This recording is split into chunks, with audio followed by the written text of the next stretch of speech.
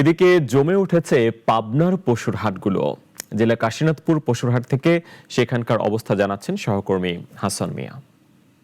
ঈদুল আজহাকে সামনে রেখে কিন্তু কাশীনাথপুর পশুর হাট কিন্তু জমে উঠেছে। কিন্তু কাশীনাথপুর পশুর হাটে কিন্তু আমরা এসে যারা বিক্রেতা রয়েছেন, বিক্রেতাদের সাথে আমরা কথা বলেছি। বিক্রেতারা আমাদেরকে জানিয়েছেন যে এই হাটে কিন্তু ছোট গরুর কিন্তু চাহিদা কিন্তু বেশি, কিন্তু চাহিদা ক্রেতাদের মাঝে। কিন্তু তারা বলেছেন যে তারা গরু যে যাদের যে গরু বিক্রি করে কিন্তু তারা কিন্তু খুবই তারা কিন্তু এইভাবে ভালোভাবে কিন্তু বিক্রি করছেন। কিন্তু এখানকার যারা ক্রেতা রয়েছেন, এখানে যারা হাট মালিক কর্তৃপক্ষ রয়েছে, আমরা হাট মালিক কর্তৃপক্ষের সাথে কথা বলেছি। হাট মালিক কর্তৃপক্ষ আমাদেরকে জানিয়েছেন। আর একটা বিষয় আপনাদেরকে জানিয়ে রাখি যে ঈদকে সামনে রেখে কিন্তু পাবনা জেলায় কিন্তু নকল টাকার কিন্তু বিস্তার ঘটে কিন্তু প্রতিটি হাটে। কিন্তু সেই প্রতিটি যে হাট মালিক কর্তৃপক্ষকে কিন্তু নকল টাকা যাতে হাটে যেন বিস্তার না ঘটে, সেই কারণে কিন্তু এই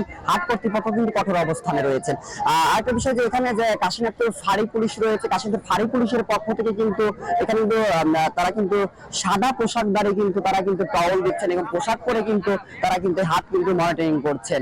এই সর্বশেষ কাশীনাথপুর পশুর হাট থেকে আমার কাছে সর্বশেষ তথ্য ছিল। মোহাম্মদ হাসান মিয়া, নাগরিক টেলিভিশন।